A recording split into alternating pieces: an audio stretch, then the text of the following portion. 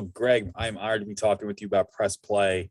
It was such a great movie. I love the fact that you used the mixtape as the time travel device in this. I felt it brought something fresh to the whole time travel romance genre.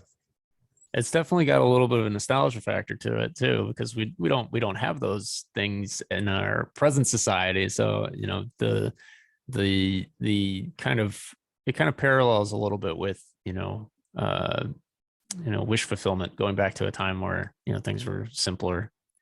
Exactly. I grew up with the mixtape. I grew up during the mixtape era, so that it totally resonated with me. And I felt like it was probably the most original idea I've seen since, let's just face it, Hot Tub Time Machine, in terms of using something different as a time travel device. So my first question is, how did you come up with the concept of the film? So that concept actually was gifted to me by Josh Boone, who did The Fault in Our Stars and Stuck in Love. And he and I worked on his first film, Stuck in Love, back when it was called Writers. I was an intern in editorial. I was syncing their dailies, and it was such a small crew in editorial, just the four of us, that I got to know Josh pretty well. And we ended up talking one day, I think over dinner, just about music and how much it meant to us. And then he approached me and said, I have this idea, but I've never been able to figure it out. And if you can fix it, you can go direct it.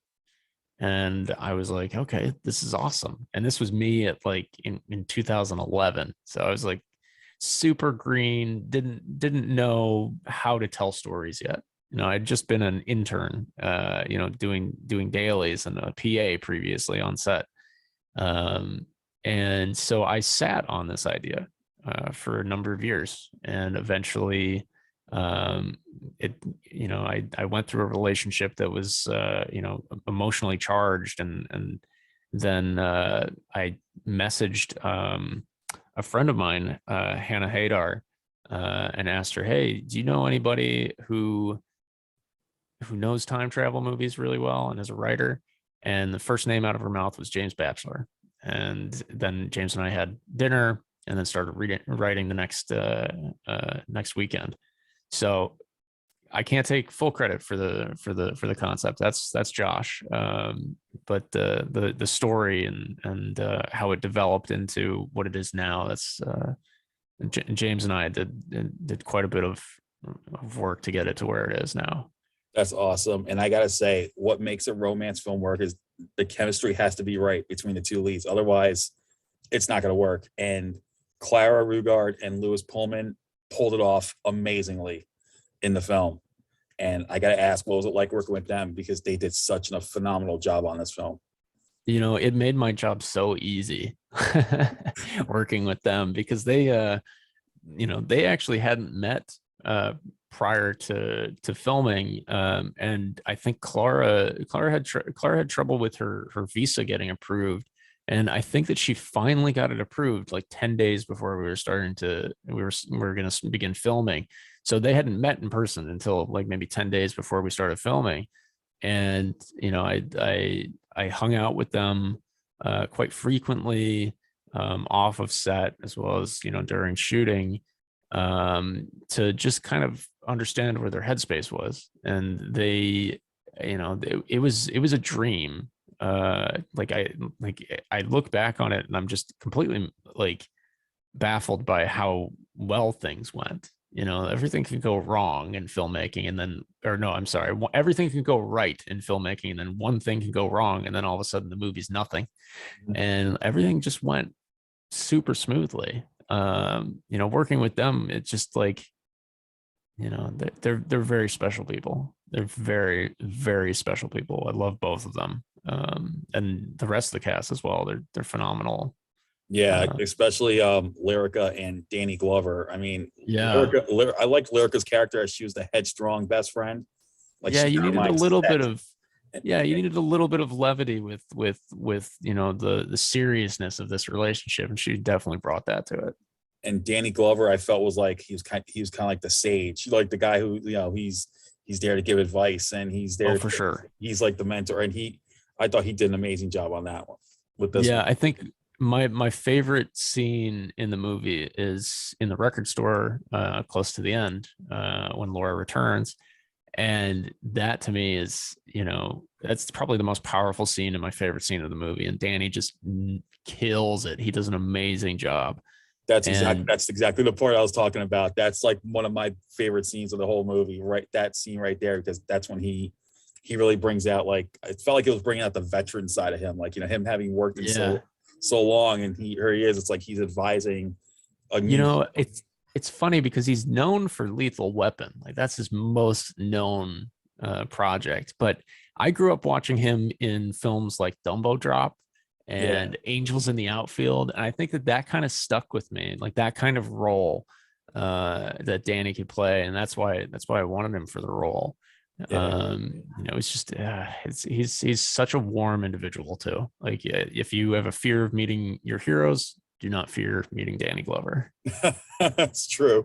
I've got to talk to some of my heroes, and thankfully they're not, I was not afraid anymore. But it's perfect. So, how long did shooting take, and what challenges did you in fact face during production, if any? Well, it was a 26-day shoot, so time was definitely not on our side for like missing anything, but it boiled down to windows of time during a shoot was a challenge as well, like the cliff scene.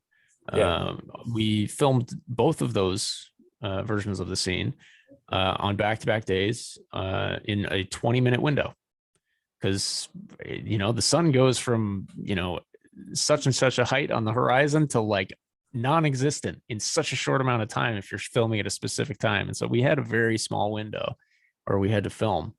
And Luca and Dennis and the whole camera department and Lewis and Clara killed it. Like they brought their A game those days because they knew that it mattered.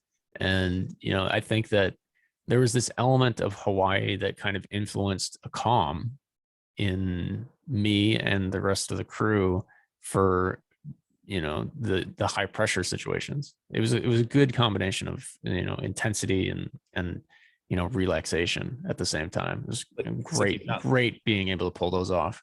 looks like you found the right place to shoot Yeah, for sure. So finally, after press plays out, what's next for you that you can talk about? Is there anything new on the horizon? Well, I've been contemplating with James about writing a potential sequel to this. I don't know if it would have the same characters, but it would definitely be something I would hope is emotionally powerful. I've also been working on a thriller, an investigative thriller, which is obviously a different genre than I'm accustomed to. But I think my main goal as a filmmaker is to both entertain and educate. And so, if there's that kind of like teaching aspect of a story that resonates with people, then it doesn't matter what I do.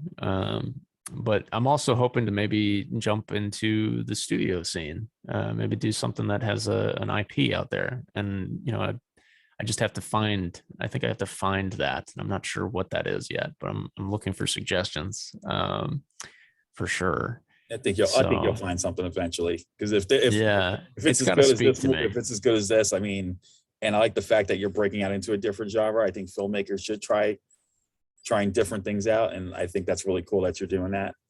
Oh, for sure. I think the reason that there's a lot of different elements to this movie, like surfing and visual effects, and as an emotionally charged story, the reason for all that, plus the sci-fi and time travel, was to try to diversify as much as possible, to show that I can do more than just a talking head picture.